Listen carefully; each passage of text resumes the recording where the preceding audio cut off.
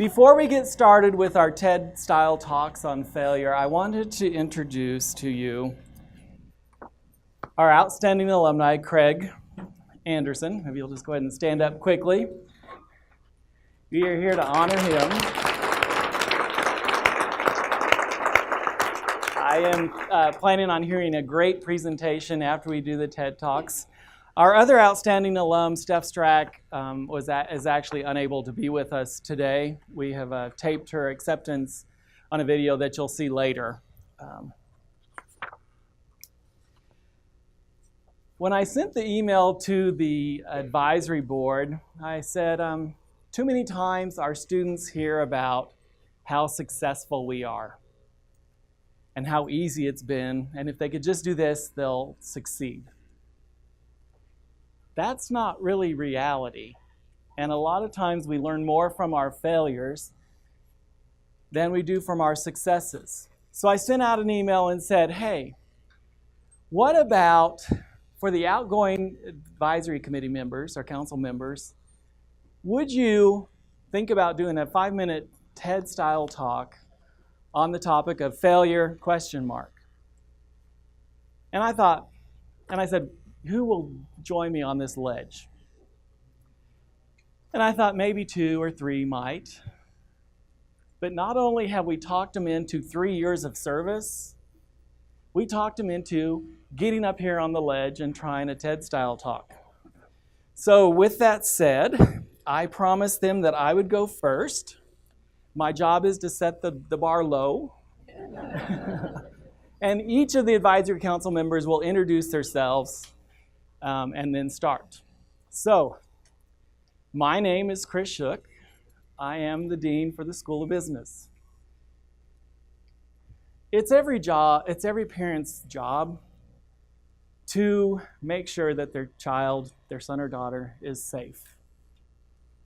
On April 27, 2011, I gave some flippant advice to my daughter, and it almost killed her. Earlier that morning, she had texted and said, Dad, if we have bad weather, will I be okay in this little house? I didn't look at the internet. I didn't look at the weather. I just flippantly said, yeah, just go to the little bathroom, the smallest room in the house. You'll be fine. Because in my mind, tornadoes don't hit cities, and tornadoes don't take out houses. Later, as I'm driving home, I get a phone call from my daughter, and she says, Dad, can you talk to me? I'm scared. She's in the bathtub, underneath a mattress. And so we talk. And then I start to hear a sound that sounds like a locomotive going over her head. And as we talk, it's like the plumbing's broke, the pipes are broke. Then it's like the roof is gone. Then it's the floor is gone. And the whole time I'm just saying, keep your head down, keep your head down. It's almost over. It's almost over. Keep your head down. Then she says, I don't know where I am anymore. Ooh. So, 64 people died in that tornado, many of them students. 1,500 people were injured. The next morning, an EF4 tornado with 190 mile per hour winds and a 1.5 mile track had totally decimated the city. There was nothing left of her house except that tiny little bathtub in which she took shelter. I could have easily told you a story today about how this one time I could have gone after a promotion and I treated it too casually and a lesser qualified candidate got the promotion instead of me. But there are 2 main lessons that I learned from this that I felt compelled to share with you this afternoon. The first is to be kind, always. Henry James is quoted as saying there are 3 rules to the human life. The first is to be kind, the second is to be kind, and the third is to be kind. It wasn't the people who tried to explain why God had let this happen and he must really love your daughter. And I'm like, well, did he hate the other girl that just died across the street? I don't understand. It wasn't those people that helped me. It was the people that brought Paula Deen peanut butter trifle. Like, I need that. It was the people that would say, here's a money card, some money, gift card. We didn't need the money, we had insurance. But yet it was those people that were like, I'm here, I'm sorry, we care. The second most important lesson, and probably the hardest lesson to learn, is that you are going to fail. I failed.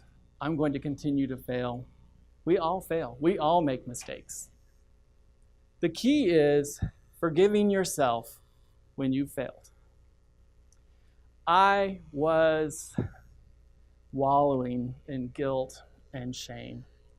It was in the newspaper that I had told my daughter it was going to be fine to stay in that little house. It came to the point where this guilt and the shame I was wallowing in were destroying the relationship with my daughter.